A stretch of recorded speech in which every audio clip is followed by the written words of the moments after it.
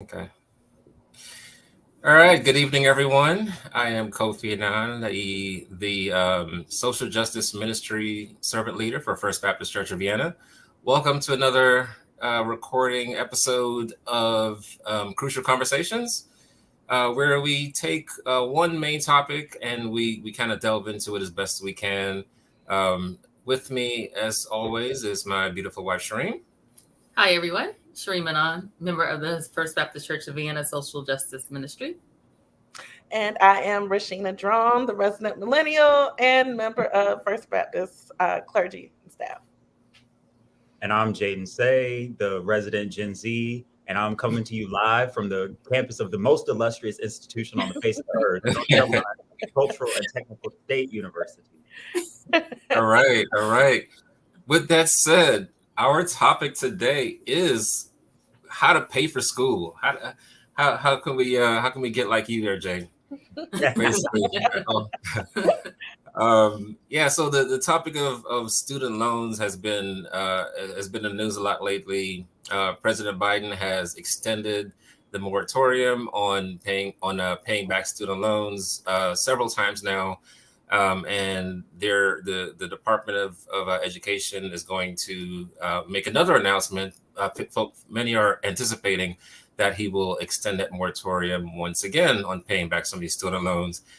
So whether you are in school like Jaden, or whether you have children in school like us, in college like us, or we have future college students like Rashina, we're all the topic of student loans is on everyone's mind, and particularly in the Black community, because we tend to take out more loans than a lot of white families do. So we are saddled with a lot more loans, and the burden of paying them back long after we graduate. Like long after we graduate, like some people. But yeah, no. So it's a very important topic. So we're gonna get into not just like the loans, but we can talk about college in general. How has the transformation of the workforce and the economy, does it make some degrees less relevant? Is getting a degree even worth it at this point? A lot of people are choosing to not get 4-year degrees in part because of the tremendous cost that they are incurring. So we're going to talk about all that today. So, but before we get into that topic, we are going to start off by giving a little recap of some of the key issues that have happened over the last few weeks since our last broadcast. So in the little segment we like to call In Other News. All right. So the first thing was the fact that the federal government charged the officers that killed Breonna Taylor with some federal civil rights crimes, violations. That was I didn't actually read the press release from the Justice Department, but just kind of hearing some of the highlights, it was really incredibly shocking to me just to hear all of the things that the police did and why they were charged, including just a whole lot of lying about and falsifying documents that led up to that raid. So yeah, that was kind of nuts to me. I don't know what you guys' thoughts on that.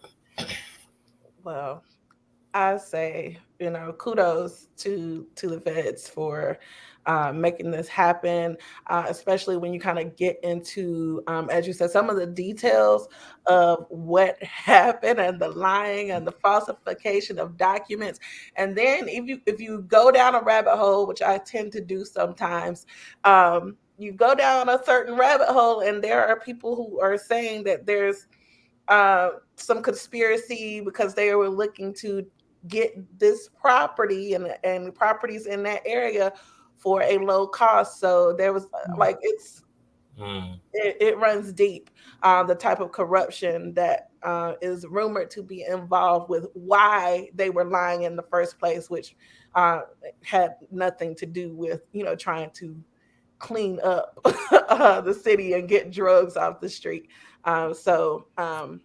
Kudos to the government to the federal government for really digging in and trying to get justice for Breonna Taylor. It has been a long time coming. Definitely agree with that. To your point, kudos to the federal government, because unfortunately it didn't happen in the state. So luckily that they kept pressing it to make sure that those we got justice for Breonna Taylor. Yeah, and it definitely shows how rampant these issues are. Like the amount of things they uncovered in the process of finding this thing, like it's very problematic, and it's not a problem that we didn't know existed, but it's just very indicative of the problems that we have in this country. So I'm glad to see these officers charged and fired. I'm glad to see. I hope that they're found guilty and they lock them up and throw away the key.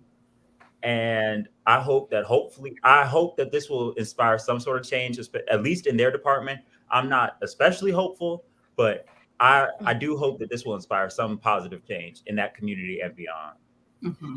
And then that's the unfortunate thing about this. Like, like we have to kind of hang on to these victories because we don't know how much change or how far-reaching the change will be that these types of things can spark. So that is the downside or the bittersweet side of these charges happening, is like we shouldn't be having to celebrate. Right. This should be the norm and not the exception. Right. Yeah. Absolutely. Yeah. Hopefully, it's one thing to hold people accountable to wrongdoing after the fact, but hopefully we could see some changes that prevent something like this from happening in the future. And that's where, it's tough, because it's, if it doesn't deter, cops from doing bad things. Again, we just saw it in the video coming out of Arkansas just yesterday of where they were, the three police officers were brutally beating this gentleman, unarmed gentleman, while they were arresting him, like punching him, kicking him, and if it wasn't for these people taking a video, then we wouldn't have seen this stuff happening. So it's doesn't seem like it deters. So, we could just hope for the best. But it's rough because we just don't see the number of police shootings going down necessarily. Yeah, it's tough. It's tough. It's challenging. But at least these folks that were involved in this case are being held accountable for their actions. So, yeah. So we are moving on to what we can't have a discussion without bringing up 45. I don't know. What do you think, y'all? Should we just have like a permanent placeholder for 45 news? A segment. Definitely just create a segment. It's like its own little in 45 news instead of in other news, it's have like in 45 news. Right. So the Mar-a-Lago estate was raided last week, or was it? How long has it been now? I think it was. I'm losing track. 2 weeks now. It's been about 2 weeks. And so there's a whole lot of back and forth about whether it should have happened, whether he's being treated unfairly, and whether to release an affidavit. I don't know. I just don't even know what to say about him anymore. I'm just bringing it up because we have to. I have no words. I'm not surprised that there were documents that there weren't supposed to be. I was kind of surprised when they said that they were pertaining to nuclear weapons. Like that was kind of out there even for Trump. But then I say that and I'm like, is it really? That's my thing. It's like I literally put nothing past this man. So the fact that he talks, he talked this great game about making America great again, and he touts patriotism and commends all the American patriots and people who are for their country, and you are here trying to sell the country right. Sell the country out. So it's again just on brand for him. Now, I mean, again, it's like something like, I used to watch Scandal and House of Cards. It's like really kind of like, right? It's stranger than fiction. Like, yeah, like if you were to write a book, like nobody would like even buy this because they're like, no, this is unbelievable. Like this is too crazy. No, the president's not going to try to sell nuclear secrets. That's crazy, But yeah, it's happening. And then just like clockwork, it was Obama's fault because apparently Obama stole documents too. And then the records people came out were like, nope, he turned his stuff in. It always comes back to Obama, right? Right. It all leads back to Obama. Right. All right. Well, at least they got him back. We hope. And in other news, monkeypox, y'all. Monkeypox is the CDC is now trying to go back and revamp the way they handle pandemics because now 3 years into the COVID crisis, they're realizing no, we're not doing things right. So they're looking back at what they did with COVID, and they're also looking at how they're not handling monkeypox all that great either. And now they're trying to see what they can do to change the way they operate to be more effective at preventing the spreads. The monkeypox is really bad because like this isn't like COVID, where you have something that's kind of a novel virus that they didn't know, couldn't predict. Like we had vaccines for this, and the fact that it's still spreading, I don't know what to say. It's just like can we get something right here? We have the vaccine. Why didn't we see this coming? It's like the slowest moving train wreck ever, But right. And I feel like we all watched it happen in slow motion. And looking at it, like we've had this vaccine in our stockpiles forever, but you look at these countries where this is just endemic running around. It begs the question, why are we holding on to these vaccines before monkeypox was even here while these countries in the global south are suffering? Right. So, and had we eradicated it where it was, it wouldn't have ended up over here. So it definitely goes back to that proactive versus reactive question. Yeah, and it's like we're making the same mistakes. It's like we're still slow on testing, still slow on distribution. It's like, why are we so slow on everything? Like, I remember months ago, people were saying like people couldn't get tested for it. And it's like, why? But it's something else there are some signs that this virus does disproportionately impact the Black and brown communities.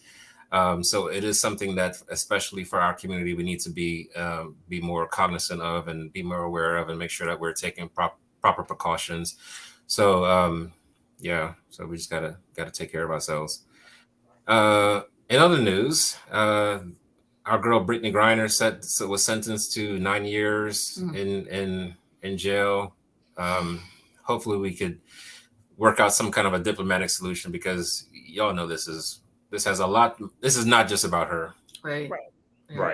It's egregious, and the fact that she has been over there for as long as she has been is just like it's scary. It's scary because there are normal citizens that okay, have gone to other countries and done other things, but like on this large of a scale for something so just small and minor, like 9 years, and then when we just haven't done anything. Like I don't feel like we've done anything. Not that we haven't done enough. I don't think we've done anything to really seriously try to get her out of there. 'Cause, like she should have been home. Yeah. Except for get on TV and talk about it, which is right. Especially when it's a country like Russia, which we all know they don't necessarily care about their image to us. So sharing them on TV is not going to be an effective strategy. Right. But I also think it would be remiss if we didn't mention the people that are locked up in our own country for disproportionate amount of times for similar crimes. Agreed. So, yeah. I think a lot of the outrage that we talk about when people talk about her being locked up for marijuana in Russia, they wouldn't keep that same energy if she were locked up for marijuana in the United States. So we just have to be mindful. Like, Yep. yes, it's wrong, and she needs to be. I believe she needs to be brought back home. Howsoever, we have to be cognizant of the context of where we are. Like, that's something that could very well does happen in our country. Oh, absolutely. So as we fight against it abroad, we need to also fight against it at home. Yeah, great point, Jaden. Mm-hmm.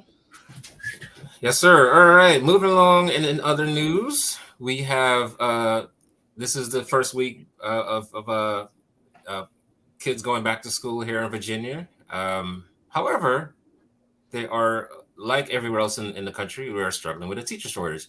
So I believe that the Virginia, there's about a shortage of 2,600 teachers statewide. So it's a really serious problem that kind of stems all the way back to COVID, but the teacher shortage is real. Some of it is health concerns. Some of it is teachers are just getting tired of being the politicization of school. Also security. Mm-hmm. There's just a lot that teachers are being asked to deal with, and a lot of them are just choosing not to. So I think it's also a great time to point out the fact that Jaden, that you're in school for education and planning to become a teacher. So kudos to you for that. We need more. We need more like you, especially brothers. So right. Amen. Yeah. So yeah, it's definitely, like, I don't think it's surprising at all, but it's definitely interesting. And it'll be interesting to watch how school systems respond to this. Because I've seen some school systems around the country say that any veteran can come and teach, any police officer can come and teach, anybody can come and teach. And I don't know if that's necessarily the right answer. So it's definitely interesting to see how they respond and what school systems focus on. Because while we have teachers leaving in droves and schools that aren't secure and COVID and potentially monkeypox running rampant, they're still focusing on banning critical race theory and issues of diversity in school. So it's interesting to see what our school leaders, our local leaders focus on, because those are the people that have the most impact on school systems. So stay woke. Yeah. Absolutely. I found it interesting that the point you made about any veteran could come teach. Listen, I'm a veteran myself, but I also understand that the veteran community is a very conservative community, and I wouldn't doubt that there is some consideration to the fact that, hey, if they're trying to politicize the curriculum and they're things like that, then you have this influx of veteran conservative teachers. Who knows how this might shape the agenda and the curriculum and things like that for these schools. So it's just something to be cautious of when they just start not just lowering the bar, but of to what it takes to become a teacher, but then also shifting to attract a certain type of teacher. I think we just need to pay real close attention.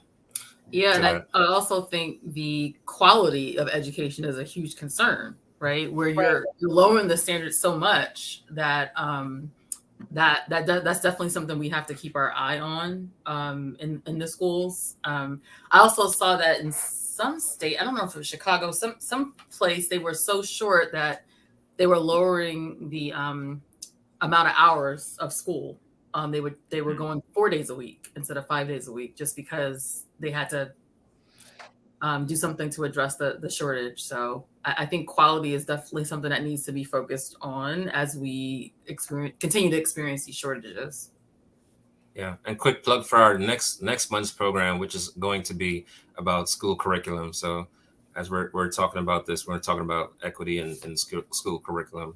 So, and I believe we'll go ahead and get that date right real quick. So it's September 26th is our next program. So we'll dig a little deeper into that topic. I have 6:20. I think now is probably a good time for us to transition into our main topic, which is the cost of school, student loans, and whether or not the value of education. And because we have our own Jaden Say here with us, who is in school actively, paying these bills and trying to figure things out himself. Jaden is going to be leading this discussion. So handing it over to you, Jaden. All right. We're just going to start with some background as we usually do. The Biden administration is expected to extend the current moratorium or maybe forgive some student debt. Payments have not been required on most federal student loans since March of 2020, and Biden has extended the pause 4 separate times. Democratic lawmakers and advocates have been urging Biden to broadly cancel up to $50,000 in student loan debt per borrower, but the president has consistently pushed back on canceling that much. Now, Biden has canceled more student loan debt than any other president to date. And with his administration has authorized the cancellation of nearly $32 billion in loans, largely for borrowers who are defrauded by their for-profit colleges and for permanently disabled borrowers. So just to circle back on some of the background, federal student loans have been paused since March of 2020. He's extended the pause 4 times. That really begs the question: if you can pause it 4 times, why can't you just stop it? Right. So that's definitely a big question. And like, who has the most of this debt? Who can afford to go to school? Who is taking out these federal loans, and who is this affecting? So I'll just open the floor just to any discussion on that. Why not just cancel loans? That's a really great question, Jaden. As someone who is who I do have student loan debt because when I went to school, that was really kind of the option to pay for it. Now, I'll be transparent. I don't mind being transparent. When I was 17, 18, considering college, I qualified for a lot of money. Like my freshman year, I did not have to take out loans for my freshman year of school because with all the grants and scholarships, I paid for that year and more. Now, as we moved forward, there were we just didn't have it. And so my 17, 18, 19-year-old mind was thinking, oh, well, this seems like it was a good idea at the time, right? Because I'm not looking, I was sold the dream, and not saying that I didn't, get, it wasn't worth it. But what I am saying is that I was like, okay, well, I'm going to have this really great job when I graduate. But when I graduated, we were like going into a recession. So,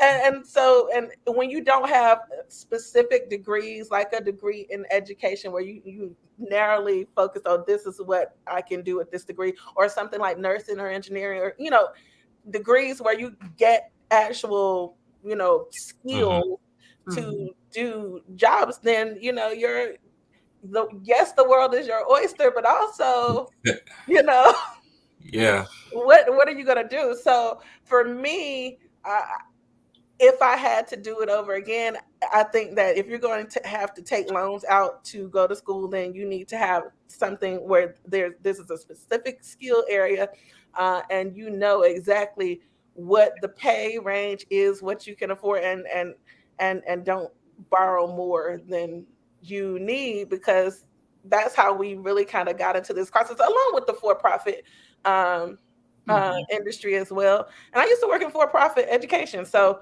I kind of have a good, well-rounded sense of a lot of people who were looking for solutions to get from where they were to where they wanted to be, and the loans were the answer at the time, myself included. So I don't know.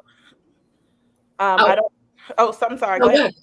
Go ahead. Sorry. I don't know I don't know why Biden is for canceling, those sets of student loans for people who really were like, I could identify with those people who were in the for-profit situation. They saw this as something that was going to make their life better.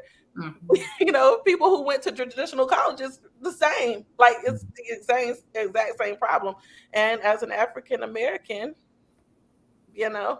like I'm one of those ones who were disproportionately affected by the loan. So that's kind of I don't know what the answer is other than canceling at this point, because everybody's really kind of in on over their heads at this point. Like that's. And similar to Rashina, as Kofi called me out earlier, I am still paying my loans back from when I graduated.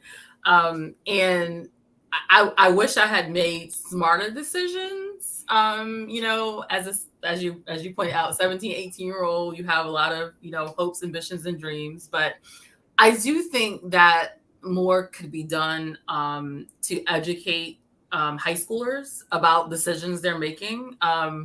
Especially if you don't have parents that have gone to college. Like my mom didn't necessarily, she didn't go to a 4-year college, right? So she didn't really have all the ins and outs of what all this means long term. And it was kind of letting me make my decisions, based on what I wanted to do. But I think I would have made different choices. I mean, I'm a proud graduate of Howard University, but Howard University is very, very expensive, and perhaps not, understanding the long-term impact, I may have made other decisions. So I wouldn't have these student loans. But yes, still struggling after being out of college for a very long time to pay back the loan. Yeah, but graduated 1956. Never mind. No, so yeah, just agree with it, with everything that was said. I mean, I think Rashina, your point was well put, because like the point is, like, not every degree is equal, right? Some degrees get you hard specific jobs, and some don't. Some honestly probably shouldn't exist, and they're just not worth, honestly, the piece of paper they're written on half the time. And colleges know this. I think the entire industry understands that they like to offer this wide variety of things, and just kind of let people just kind of chase their passions, or the things that they're interested in. But the reality is, a lot of degrees just aren't worth anything. And so you're taking out $50,000, $60,000, $70,000 worth of loans, not thinking that you're following your passion, but then you graduate and then you can't really pay that back. I was one of those folks who. So my major was criminal justice, very broad. You think it's something that it's one of those degrees that you need something else behind it for it to actually make some money. So I got out when I graduated. I still struggled. I still wasn't really. I had a job, but it wasn't really paying much. Pretty close to minimum wage type of work. Not enough to like feed our family or anything like that. So a lot of people end up with these degrees that they're sold this dream that is not really reality. So 100% agree with you on that. As far as like why don't they just cancel? They absolutely can. Like, we can do anything we want to do. Like we seen during COVID, they were just paying people to stay home. Like, just like they paid the entire country to stay home. They can cancel student loan debt for everyone if they really wanted to. It's not about budget deficits and this and that and the other. But I think the better way to go is to think not just about the loans in the past, but what can we do to make college more affordable in the future, and other countries figure out ways to do it, so we can as well. Mm-hmm. So I think that definitely leads us to our next segment. Just like Rashina said, full transparency. I'm so grateful and blessed to be going to my institution for free. I do have a full academic full ride. So I'm so grateful for that, because out-of-state tuition for North Carolina A&T is $34,000. That's insane. And $34,000 is a lot of money. And that's not including food outside of what you eat at the CAF. That's not including clothes. That's not including supplies. That's not including textbooks. That's not including so much stuff. Right. I know people who are on full scholarship and still have student loans to pay for everything else. Mm-hmm. Like, college is so expensive outside of the fact that colleges just charge exorbitant rates just to be enrolled. Like college as a time period is expensive. So I think that really takes us to our next question of, should college be free? And what does free college look like? Because I hear some people, they'll talk about free college and they'll be like, well, it devalues the degree, it takes away from the degree. And really that begs the question, if the degree being free takes away from the academic merit, how? Are you saying that just because more people have access to education, that makes it less worthy? Because I think that shows what they don't say. And education is only worthy as long as there's somebody that can't reach it. Yeah. I think that's an excellent point, because I do think, particularly when you get into like some of these Ivy League schools, book recommendation, Malcolm Gladwell, I Hate the Ivy League. I just finished it like about a week ago. Highly recommend you guys read it. But he's not the only one that's pointed this out. But essentially, schools are looked at more favorably if they have a low admissions rate, right? That's one of those factors that lead them to be ranked higher on the U.S. News and World Report. So they intentionally want to keep their class sizes and their school population smaller. Let's say for example, Harvard. There's a reason that they only admit a certain amount. And it's not that they don't have the money to like just double in size tomorrow and provide the same amount of education to twice as many people.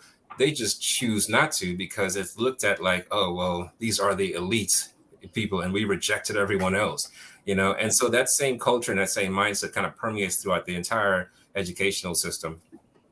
No, I agree. I think there is a certain amount of elitism as it relates to higher education, when really the accreditation standards, they're all this, like, everybody's accredited by the same.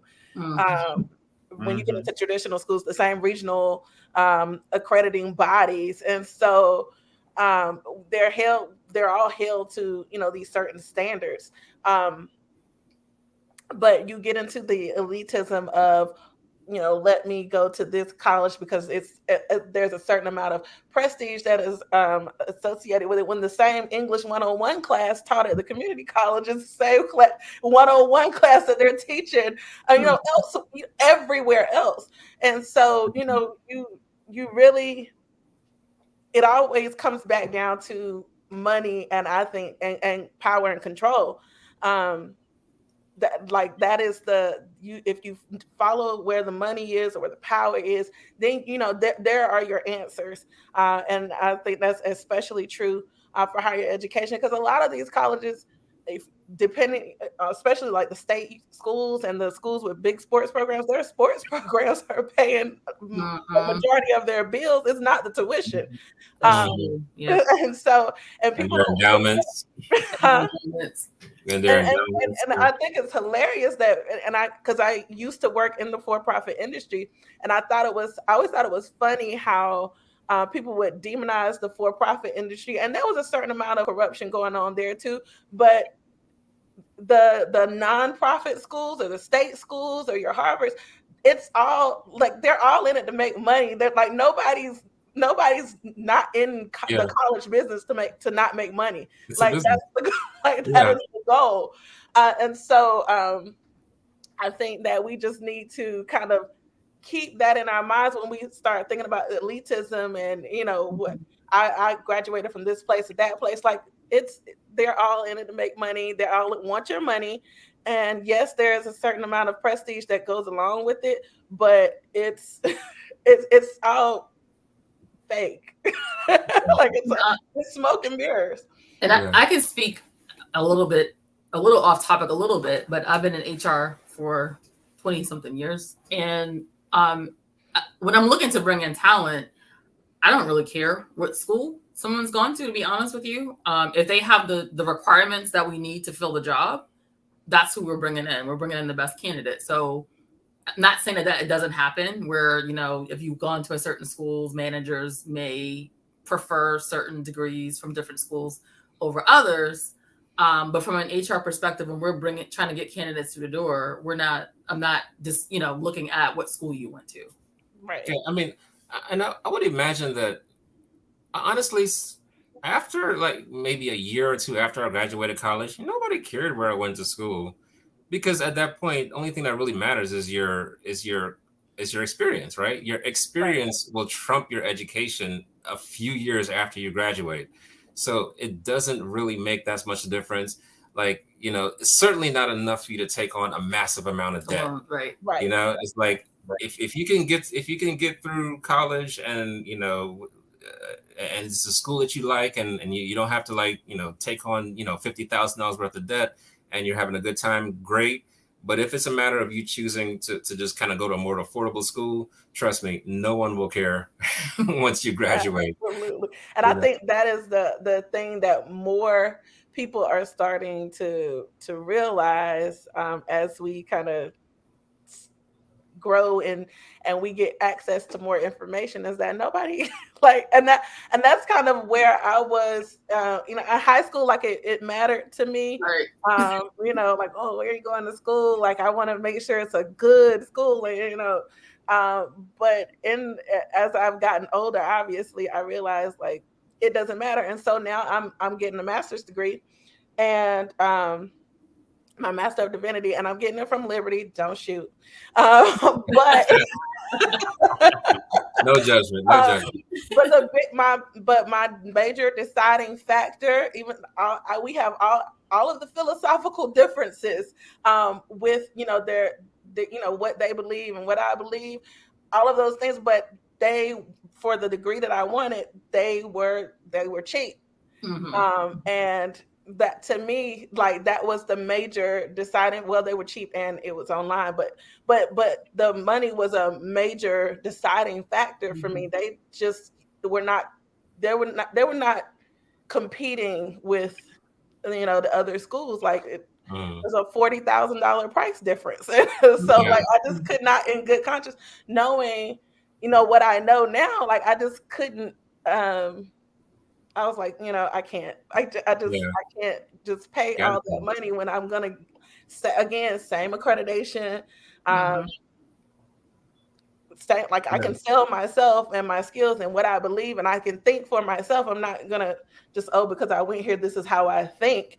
I can think for myself, and I can, portray that in whatever interviews I go on, whatever conversations I'm a part of. Just because I went to school here, that was a personal factor for me. Like, I'm not getting ready to pay a whole bunch of money just because you think this way about this school. And that's kind of where I am with it. So, we have to really think about those things. And I think teach that to our children and kind of try to instill in them, look, there's options that I wish I had gone to community college the first 2 years of school and got my gen eds. I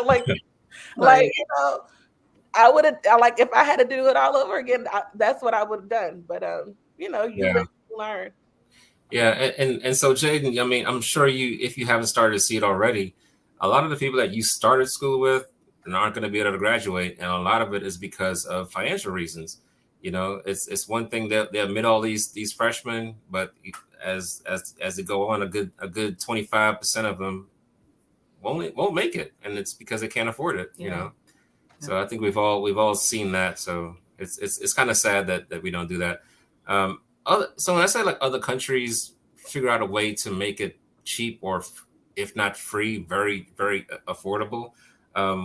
One of the things that Gladwell pointed out in his book, he's from Canada, and they just don't think about school education, higher education, the way we do. It's like the same quality of education. Obviously it's a developed country to have all the access to all the resources and everything that we do here.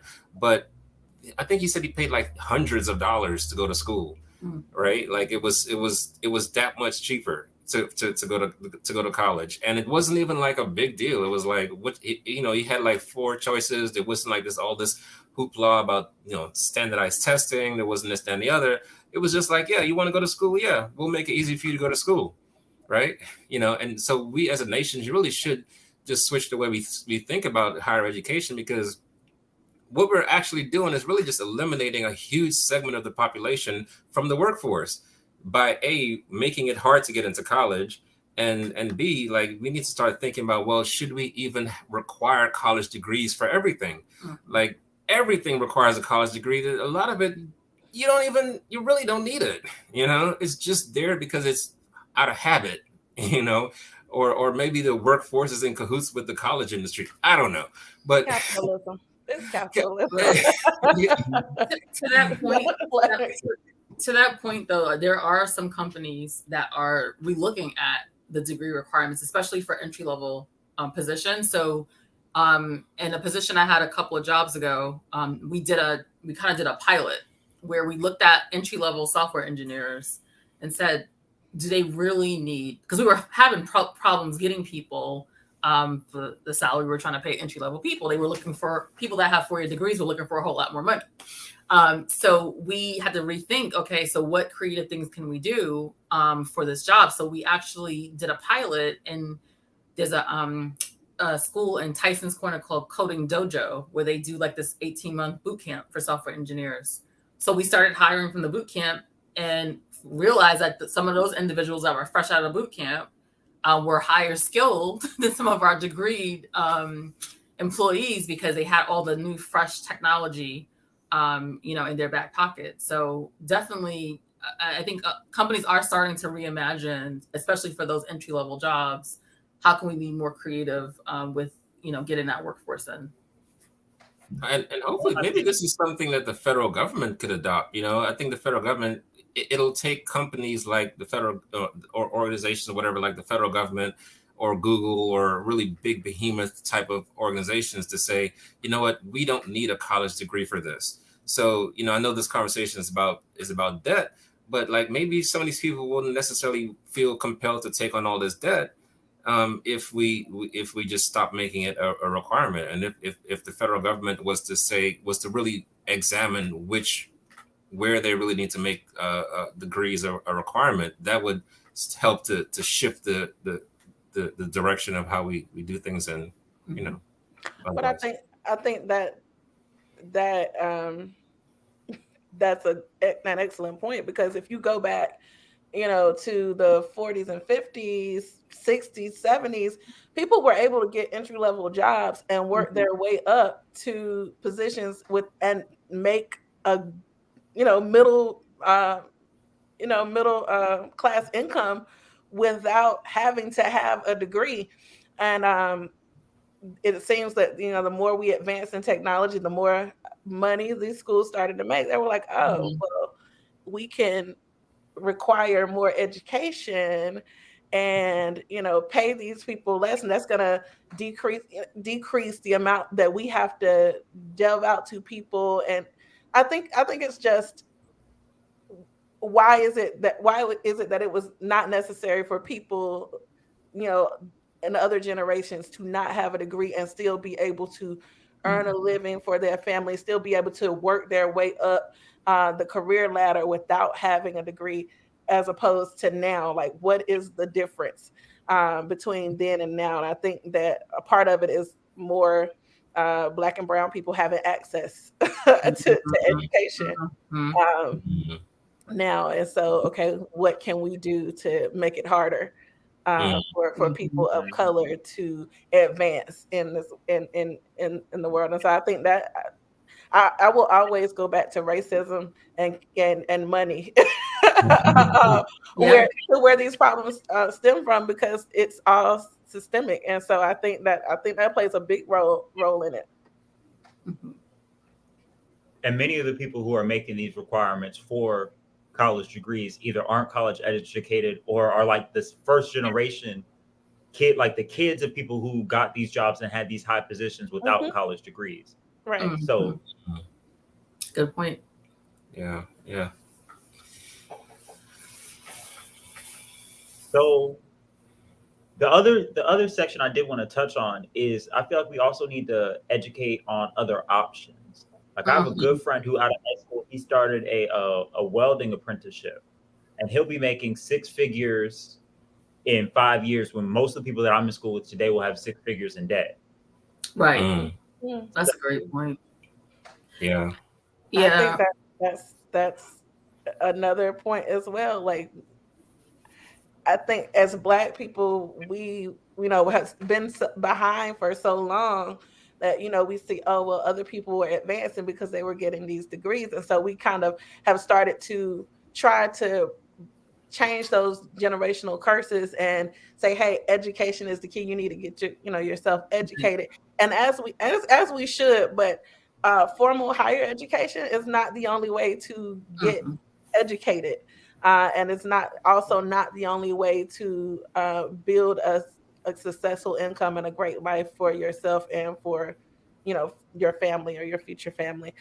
So telling kids, it's okay to go to a 6-month coding a boot camp or 18-month coding boot camp, or and to get those, especially in technology, in IT. I have a lot of friends who work in IT recruiting, and some of the places that they were hiring for aren't even looking for degrees. They're looking for people who have certain certifications and certain things, letters behind their name. And so we have to kind of make sure we're giving kids all the information, as much information as they can get, and not just say, hey, 4-year degree is not the only. And once you start making money and you're able to afford, college is more affordable for you, you can always, go that path as well. We don't have to trying to put a career on a 17, 18-year-old fresh out of school and say, hey, we're going to box you into this.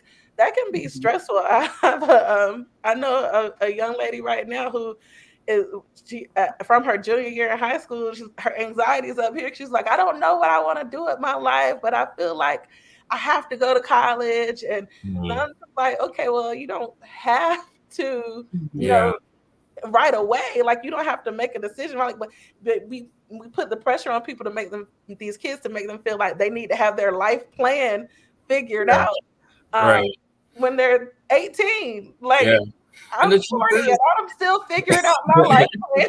It's like you're the norm, though. Like most people, even the ones that do go to school, like very few people like stay on the same path that they chose at 18. Like look at me, like I'm running a food truck, right? I have a degree in criminal justice, and I had a 20-year degree in career in international relations.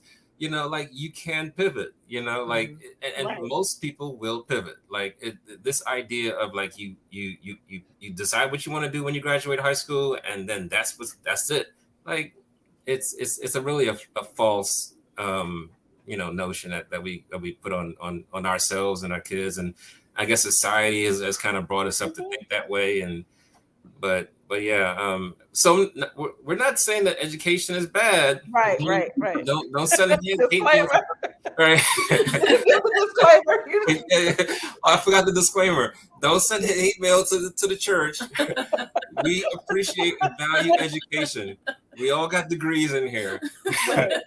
But we're just saying that there are other ways to think about this as well. And especially when you put it up against the cost and the and knowing what you want to do, and just make sure you're evaluating everything, because it's not your life isn't going to end at 18. And it's about making smarter choices, right? Because I can tell you, so we have a Jaden as well. So Jaden just graduated from Herndon High School last year, and talking to some of his friends who were, going to VTech and going to UVA and all these schools, some of them had no idea what they wanted to study. So I'm like, well, why are you going to this school that is very expensive, by the way? But it's just that prestige, and because it's it's the thing to do. So I think just we have to all educate our children to make smarter decisions. Also teaching them the different paths, right? So maybe a 4-year degree isn't the path for you, but what is a path for you? There's a lot of, I know a lot of these high schools have academies, but a lot of people don't even know about these academies. I happened to stumble upon Chantilly Academy, that both of our boys participated in. They have like a cybersecurity program. So you can really graduate high school with a cybersecurity certification, to your point, Rashina. That is very a lucrative certification to have, if you desire to have a career path in that area. So I think it's educating, providing the tools and resources, but I do think that there could be more done to help in those decisions that in the high school. And we as parents have to take onus to do that with our own children, but sometimes if you don't know, you don't know. Right. But I think that's part of it too. And I think like for me, I first generation college student, and like kind of first in my family to go to college. So there were all these factors that kind of went into the decision I made. Like I didn't know what I wanted to do. I knew what I had a passion for, but that didn't. But in my mind, I was like, well, that's not going to translate to money. So I chose something else that wasn't necessarily going to translate into money, but in my mind it was. And so I think that we especially as African Americans, and we do the best we can with the information that we have. And I think as we continue to learn more and kind of continue to navigate the world and how it is at this moment, that our this next generation of kids are gonna grow up and not feel like they have to be boxed into a certain path. Right. And I think that that's just a result of us kind of seeing, oh, well, it didn't work for a lot of us. So that's a good point. Yeah. That's a good point. Because I mean, I'm also a first generation, person to, in my family to go to college and to graduate. Didn't have any advice, really, just kind of figuring things out on my own. And that led to some decisions that probably weren't the best either, so luckily we were able to take our mistakes that we made and impart that knowledge onto our boys so that they're making smarter decisions, because they were almost made some silly decisions themselves too. Like we had to kind of really grab out a collar. You're not paying. Right. I won't put their business out there too much, but yeah, we had to have those conversations. But had we not been equipped with those lessons that we learned, painful as they were, they might have been making those same mistakes. And a lot of Black families find themselves in that situation. So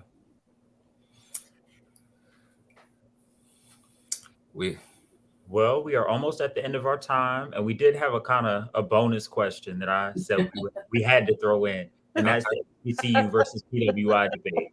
And as a proud HBCU student at the illustrious and competitive Agricultural and Technical State University, I say that I love my HBCU.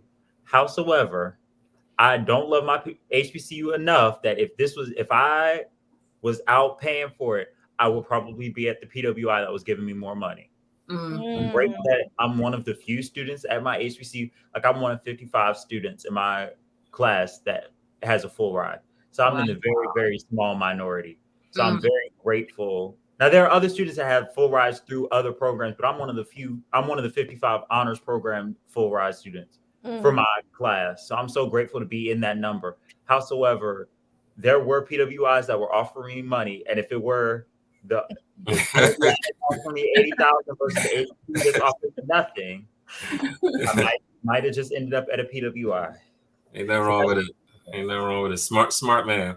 Well, as someone who has who went to a PWI, I will say I look at my peers who graduated from HBCUs, and what I won't say I'm jealous of, but what I kind of like observe and kind of wish that I had is that they had people who look like them kind of pushing them, like not just one person, but like several people pushing them to say, hey, you can't you can't give up, you can't do this, you need to do better, like staying on them, like the aunties and the uncles and the grandparents that you don't, and you don't get that necessarily at a PWI.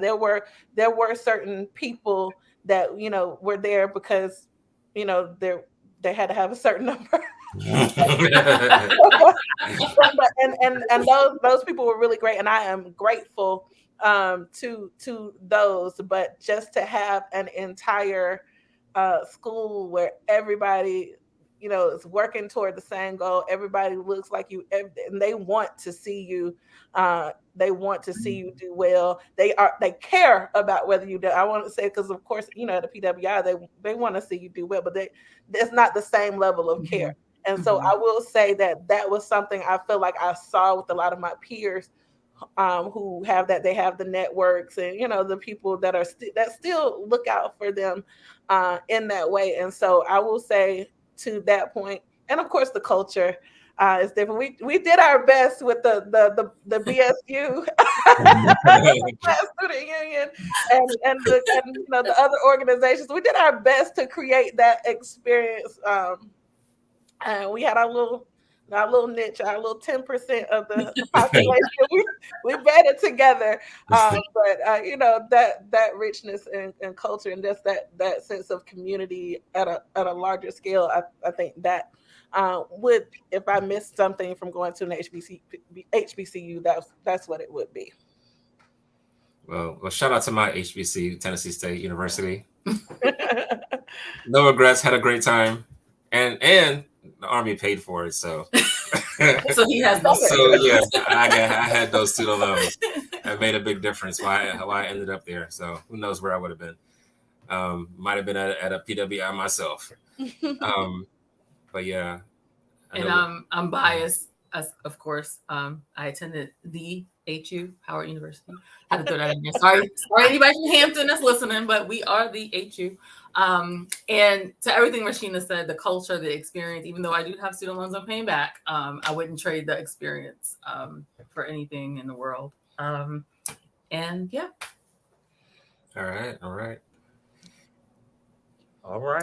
We're almost at the end of our time. Do we have final thoughts on the discussion we've had today, or just anything?